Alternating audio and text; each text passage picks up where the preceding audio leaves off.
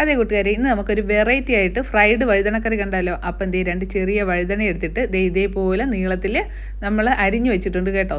എന്നിട്ട് നമ്മൾ അതൊന്ന് ഫ്രൈ ചെയ്യാൻ വേണ്ടിയിട്ട് കുറച്ച് മസാല വേണം. 1 ടീസ്പൂൺ മുളക് പൊടി, 1/4 ടീസ്പൂൺ മഞ്ഞൾപ്പൊടി, ആവശ്യത്തിന് ഉപ്പ്. ഇവിടെ വെളിച്ചെണ്ണ ഇരുന്ന് കട്ടിയായി പോയി കേട്ടോ, അതുകൊണ്ടാണ് ഇങ്ങനെയായത്. അപ്പം നമ്മൾ അതൊന്ന് കുഴച്ചെടുക്കാൻ പരുവത്തിന് വെളിച്ചെണ്ണയും കൂടെ ഇട്ടിട്ട് നന്നായിട്ടൊന്ന് കുഴച്ച് ഒരു 5 മിനിറ്റ് വെക്കണം.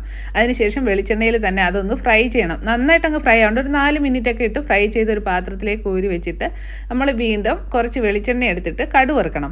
കടുക് വറുക്കാൻ ആവശ്യമായിട്ട് കുറച്ച് കടുകും കുറച്ച് ഉലുവയും കുറച്ച് ജീരകം, കൊച്ചു ജീരകം ഉണ്ടല്ലോ, അതും കൂടെ ഇട്ട് പൊട്ടിച്ചിട്ട് 2 വറ്റൽമുളകും കുറച്ച് കുഞ്ഞുള്ളിയും കറിവേപ്പിലയും കൂടെ ഇട്ടിട്ട് മൂപ്പിച്ചെടുത്തിട്ട് അധികം പുളിയില്ലാത്ത തൈരുണ്ടല്ലോ അതും കൂടെ അടിച്ചെടുത്ത് ആവശ്യത്തിന് ഉപ്പും ചേർത്തിട്ട് നമ്മൾ ഈ ഫ്രൈ ചെയ്ത് വെച്ചേക്കുന്ന വഴുതനങ്ങ ഇതിലേക്ക് ഇടുക. ആവശ്യത്തിന് കായം കൂടി ഇട്ടിട്ട് ഇളക്കിയെടുക്കുക. അല്ല, സൂപ്പർ വഴുതന ഫ്രൈ കറി ആയിട്ടുണ്ട്.